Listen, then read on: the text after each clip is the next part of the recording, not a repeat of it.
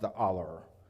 So that's why I asked him, because generally our service is almost 2 hours, and I can preach an hour, more than an hour. But I know, I respect here. You are not used to an hour sermon.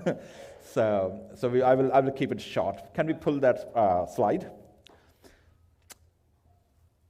A few years ago, I read a story about an Olympian who was running a relay race in the final round for a gold medal. And while he was in a final laps, and he was winning, suddenly he fall on the ground running track. And the whole crowd who was watching this final round and cheering for him, they just gasped and they just stood upon what's happened to this guy. And he was just lying over there with a pain and holding his leg. Suddenly, one man jumped over the fence and he ran toward him, and then he spoke to his ear and gave him a shoulder, and they still walking toward the finish line while he already lost the race. As soon as he reached over there, all the cameramans and medias, and they were all rushing to him and saying, "What's happened to you? While you were winning, but you fell down, and why you start walking again until the finish line while you have already lost it?" The runner told the media that the person who ran to me, he's my father. He came to me and he said, "My son, our country sent us here to finish the race. It nothing matter whether you win or lose. We have to reach to the finish line." So this is a kind of a context which I can relate with this text today, transfiguration, and the topic is manifestation and mission of Messiah. When we talk about Jesus' ministry on this earth, we know that the context of this text is very complex, because generally Epiphany is with the birth narrative, where we have Magi's, where we have baptism, and then the first miracle in the wedding ceremony of Cana, Galilee. But this text is so rich, so powerful, and so deep that it need actually a full seminars or a conference on this text. But I will try my level best to unpack with the 3 capital C's. And 3 capital C's, I'll later give you what are 3 capital C's. But the context of this, next slide please. The context of this text is Jesus Christ is in a final week and he is heading toward Jerusalem. And if you know the context, you see that when Jesus was asking in the Caesarea Philippi area, Caesarea Philippi was a Roman colony, majority of Greek people over there, and Romans over there. And Jesus was asking his disciples, "What do people think who I am? What did people say who I am?" And someone says, "Oh, he's Elijah." Someone says, "No, he's Moses." And someone says, "No, he's one of the prophet who raised." And someone says, "Oh, he's John the Baptist who come back in life." So various people have various perspectives about who Jesus is actually. And then Christ asked direct question to his disciples, "What do you think you who I am?" And then the Peter confesses, "You are the Messiah, the Son of a living God." And Jesus Christ appreciates and says, "Oh, you son of Jonah, this revelation has not revealed to you by a flesh and blood. It has been revealed to you directly by my Father in heaven. And I tell you that on this confession, on this faith, I will build my ecclesia, my church, on this confession." And then right away, Christ was talking about his death, his betrayal, his suffering, and all these things. And then Peter says, no, you cannot do that. Therefore, God forbid you can. And what Christ said? "Oh, Satan, go." At one moment, Peter was a hero, and the other moment, he was anti-hero. It's all based on the perspective and the confession which we have. So the transfiguration scene provide a dramatic confirmation of Peter's confession and a foretaste of the glory to be experienced when God's kingdom is fully present. So with this revelation and this rebuke to Peter and all this, we read this text, Dr. Luke tell us that after 8 days, we doesn't know what's happened in these 8 days while they were walking, or they were just absorbing, or they were just meditating on the revelation which Peter has just spoken, and Jesus affirmed his identity, who I am actually. We doesn't know, but they were walking. So this calling to suffering and death and resurrection and crucifixion and walking toward Jerusalem was entirely a new paradigm, a new thing for disciples, because they were expecting a Messiah like a King David. They were expecting a glorified, a beautiful, a majestic king who will come and establish God's kingdom. But this is entirely, totally opposite to the perspective what they were thinking. Anybody have watched Manifest series on Netflix? This Manifest?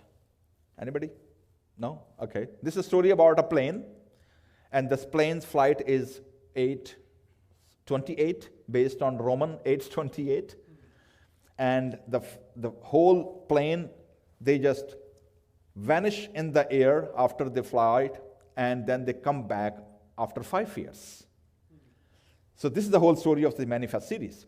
And every passenger in this plane, when they come back after 5 years, when they reach to the earth again and connecting their families, every member of the passenger team or the crew, everybody receiving special calling and revelations. Everybody have this, and what is the theme of this whole Manifest series is the calling. They were receiving visions and connecting with each other, those who were in the plane, and then they were collaborating, partnering with according to their call and saving souls and helping people in need.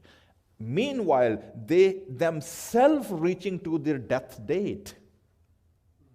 So this is an interesting series.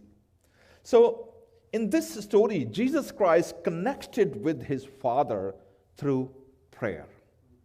And Dr. Luke, if you read Luke and Act, which is both written by Dr. Luke, you can see that he started his gospel from a temple narrative with Zechariah and the angels. And then he ended his gospel with Jesus' final blessing, again a temple model, when Jesus ascended to heaven.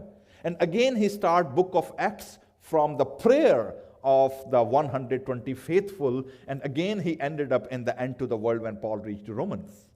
So this is an interesting story and overview of Dr. Luke when he mentioned Christ's ministry based on a continued connection through prayer with his Father. So the future in this story, in the transfiguration, we call it prayer and prolapses. You know what the prolapses means. Prolapse means it's a technical term where you celebrate futuristic victory and future in a present moment. I give you one example. Probably, how many are soccer player or soccer understanding, If you recently FIFA World Cup finished and, so there was a match, I think, the last World Cup in the FIFA, Germany, and again, I think one another country was playing, France or Germany somewhere. So they were playing with some other team, and the Germany, I think, or France, they have already 5 goals before finishing the match. So people were assured whether match has 30 minutes to go on or 20 minutes go on, but everybody assured that country who has 5 goals is going to win. So that is prolapses, that you celebrate futuristic event in a present moment. So that's what's happened. This prayer, Christ's connection to the heavenly realm, prolapses, and his futuristic glory just overwhelmed his present moment. So what's happened this mountaintop encounter? So Christ was on a top of one of the largest and the highest mountain, which is Mount Hermon, with his disciples, and it was not like today that we can go on a mountain just within a minute or a car or anything. The larger top mountain you need, I don't know how many circles, and I live in California, and there is a mountain, Big Bear Mountain. It's almost 5,000 or 4,000, I think 6,000 feet up on the sea level. And it takes almost an hour on a car even. So you can imagine, in the first century, Christ was his follower on foot. And they were going to the highest mountain in the Palestine. So that's no reason that the rest of 9 or 10 disciples, they said, oh, you can go this time. We are staying here. So, and only Peter, James, and John and Christ only. These 3 faithful prayer partners were there, and they were so tired when they reached to the mountaintop, they slept. This is all mostly we do when we are in a church. We are so comfy, we are so in a resting mode, we are so tired as soon as we come to the church, oh, thank God, and we fall asleep. Okay? So they slept actually over there. And meanwhile, what's happening? They miss the moment. They miss that point. What's happened? And Bible says that it's a constant communication with Creator. This external transfiguration was a result of internal communication with Father. Prayer is, in fact, a significant theme throughout Luke's writing. Luke is the only gospel author to tell us of Jesus praying or on other momentous occasions. Suppose that. Next slide, please. So we can see that here, that Peter's following his baptism, we see that Christ was praying when Holy Spirit came down. Again, Jesus' selection of the 12 apostles, it was again a result of a whole night prayer vigil. Christ was alone on a mountain or somewhere praying because he's going to choose his next 12 apostles. He spent whole night praying. And then Peter's confession of Jesus as the Messiah occurs in the context of Jesus praying. Other key places where Luke shows Jesus praying include the Garden of Gethsemane before his arrest, and even on the cross when he was crucified. The first word and the first statement occurred in a prayer form: Father, forgive them, for they doesn't know what they are doing. So the prayer was a powerful communication tool for Jesus Christ. So we see that what's happened during that moment when Jesus need encouragement, when Jesus need presence, when Jesus need partnership, and he failed. The disciples failed because Peter was rebuking him. Oh, no, you cannot be crucified. And that moment, Father opened the glory and sent 2 men. And Bible says they were Moses and Elijah. I don't know how they realize who they are at that moment. Probably Jesus told them after his resurrection who they were actually and what they were talking about. But we see that 2 men are very important in Christ's ministry and a mission. You see, every earth-shaking moment, whether it's a resurrection, when the woman arrived on the tomb in the morning, what they saw? 2 men. When Christ ascended to the heaven, book of Acts, 2 men came, and what they were telling to the man of Galilee: why you are watching? He will come back. So you see, the judgment, revelation, Elijah and 2 men again came in the book of Revelation when final judgment will come. So we see that Moses died, but nobody knows where was his grave. Only an epistle to Jude refer in chapter 1, verse 7, that angel Michael was arguing with Satan about the dead body of Moses. And now here is Moses. And then the second person, Elijah, we see that Elijah was lifted with the fiery chariot and he just disappeared while Elisha was looking at him. So we see that these 2 men, they have a transfiguration and transformation, and they were transferred to heaven without knowing where their dead bodies are. That shows us as a Christians what glory we are awaiting when we left our earthly tent. What kind of a glory is waiting? And another main point is they both have a 40 days wandering and traveling and fasting with Jesus also follow the pattern. So we can see this connection with these 2 men, and they just came down, and what they were talking about. The most important thing is, what were the topic of conversation? Politics, Romans, power, privileges, church election, seat, what they were talking about. What was the issue? and we're talking about the fulfillment of prophecies. They were talking about Jesus' exodus.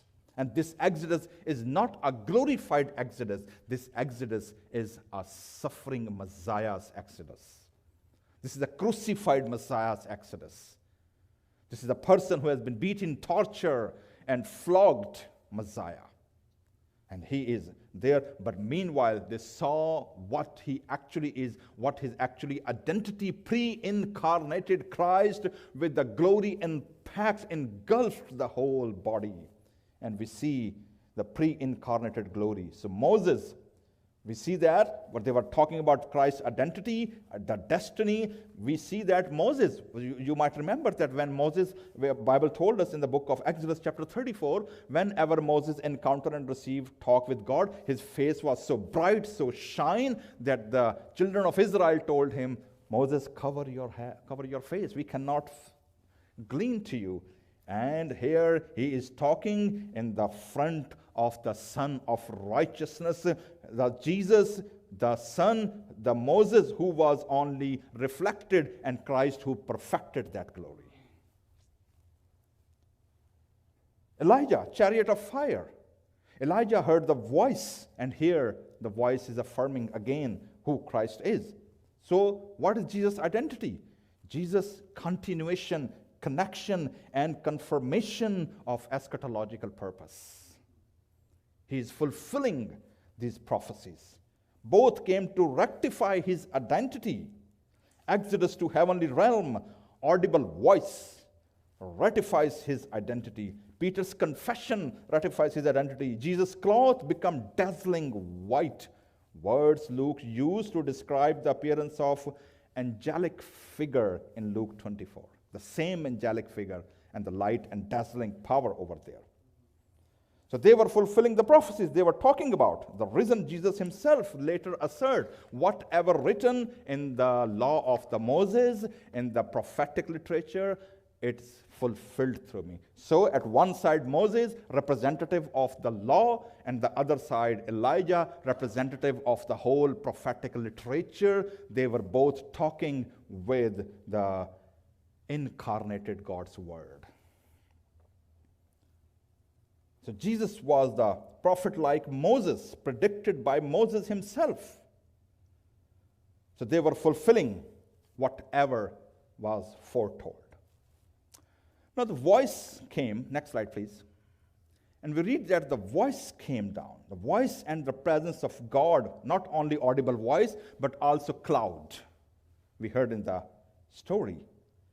So we see that there's a few differences I would like to share with you, because the voice not the first time came. Voice came earlier also at the Jesus baptism, if you remember. So what is the major difference between them? Next slide, please.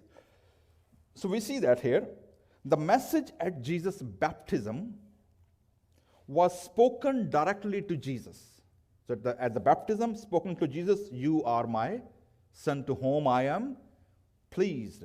But here, the message for the church, for the disciples, listen to him. He is my chosen one. Then we see they're surrounded by cloud. It suggests the intensive experience of God's close presence. One more time, God's cloud filled the whole atmosphere. You might remember when Solomon consecrated the first temple. Bible says that the presence of the Lord and the cloud filled the sanctuary. Even the priests and the Levites were unable to stand and continue the ministry. They fall down.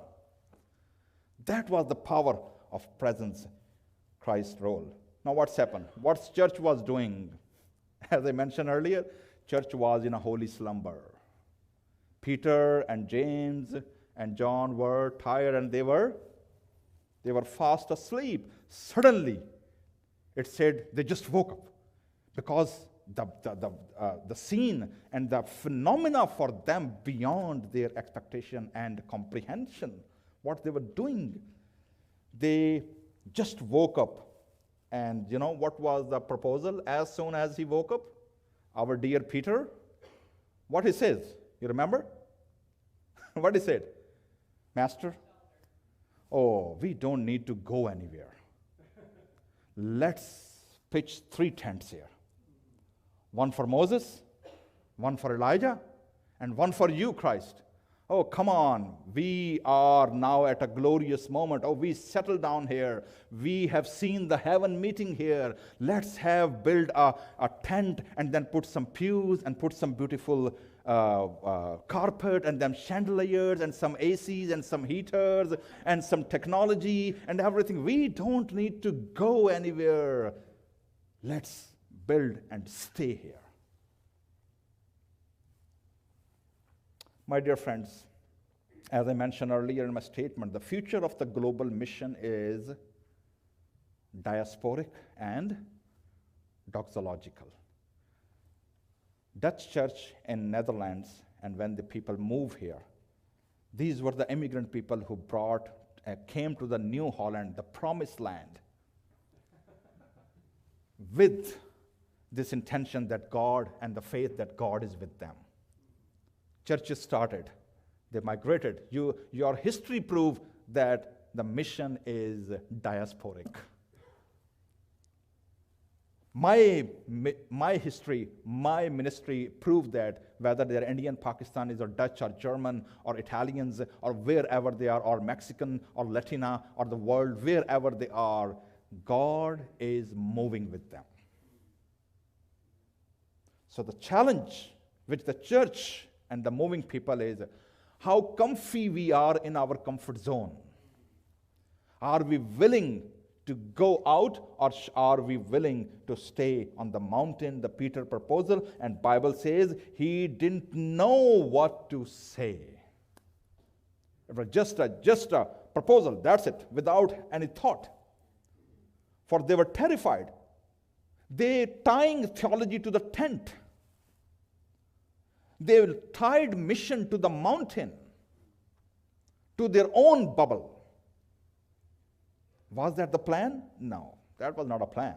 That's not why Christ came. That was not the reason he became a missionary. As some missionary said, the missiologist says, God was a missionary God. He has only one son, and he gave to the world as a missionary son. So what is our call then? I was reading Andrew Wallace, who was Anglican mission to India, his article yesterday, and what he quoted. I'm quoting Andrew Wallace, and he was saying, the men of high theological and ecclesiastical principle were often the enemies of mission. People, those in the privileges and in power, those have resources, they are the people generally, Andrew Wallace observed, are the enemies of the mission. So we see here, Peter was a close, and he was a face of the disciples group, and he was the leader, and what he was proposing to Christ, let's stay here. Whoever come, let them come to here. We are not going down. Why? Why they were so terrified? I have 2 theories. I haven't read and listened to all other commentaries. This theory, one theory is, I was sharing with Pastor John, I said, one theory is because Peter has already proposed Jesus that you should not be crucified. You remember? Just 8 days earlier when he just confessed who you are. And now this is a second attempt, again keeping Jesus from where? To go to Jerusalem. So that was, I would say, his kind of a love or affection, but which was totally against God's mission. Next slide, please.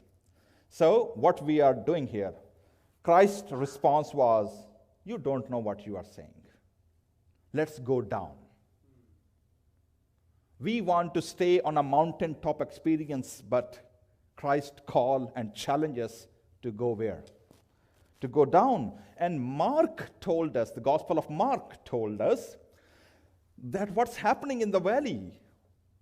In the valley, the rest of the disciples who stayed there, engaging with the public or engaging with the community, they were unable to cast a demon from a boy. They were struggling.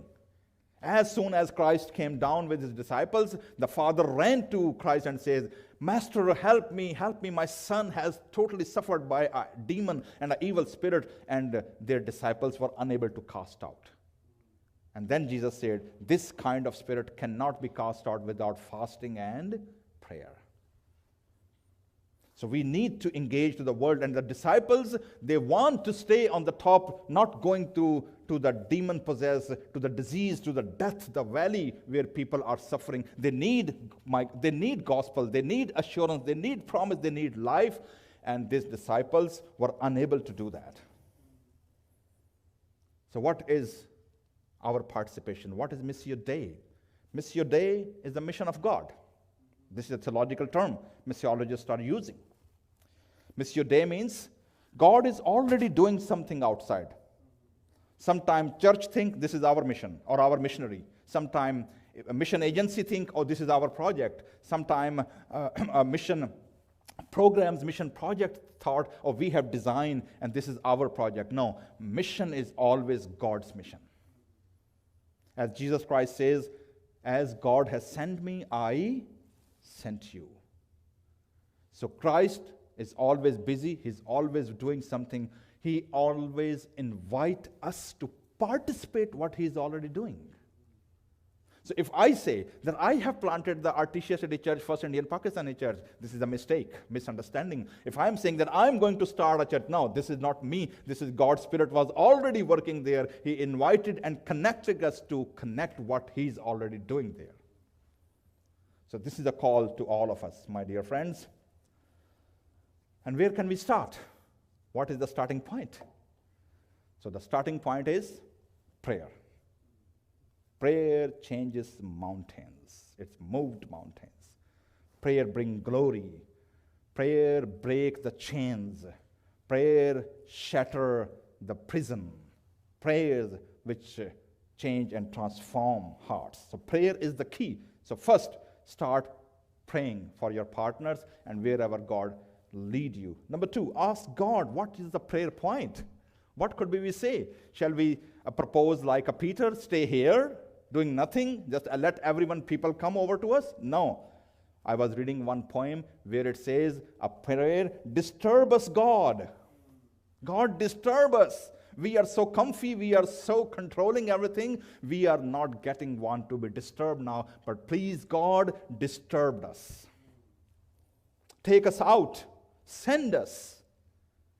That's what Bible, when the voice came, we see that there was no Moses, there was no Elijah. Why? Because the law pointing to the Christ and the prophetic literature pointing to the Christ and the voice affirm, he is my chosen one. Listen to him.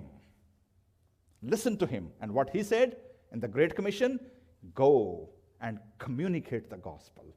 Go and preach the gospel. Go and teach. Go and baptize. And my presence will be with you till the end of the earth. Chosen one, listen to him.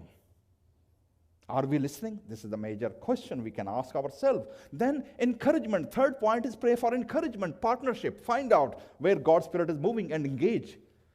Christ needed partnership, encouragement. God opened the heaven and Moses and Elijah came. So, encouragement. And the last thing is obedience. Be present, be available. Yesterday, I was invited by a missionary in residence at Calvin, and Stan Kurtz, and he asked me, would you please talk with some students about a potential student about a mission, of a global mission. So I was talking with them. I said, it's my 25th year by faith. I told them, I don't have any medical insurance. I don't have my salary. I don't have anything. I don't have parsonage. I don't have anything. But I am busy in God's mission. And they were amazed. They said, how are you surviving? What are you doing in this country? I said, well, I don't know. But God has called me to be obedient. This is a call. He said, whatever gift you have, wherever you are engaging, one thing is most important. If you are available in the presence of the Lord, He will make you able. He will send you with all what you needed. May God bless New Era CRC. I know that you are a missionary-minded people. You are a missionary church. And now you have a pastor with a missionary heart. You have already engaged in mission. So may continue and asking God that He may give you more insight, more power, and more anointing, and His plan where and how to engage. May God bless you all. Thank you.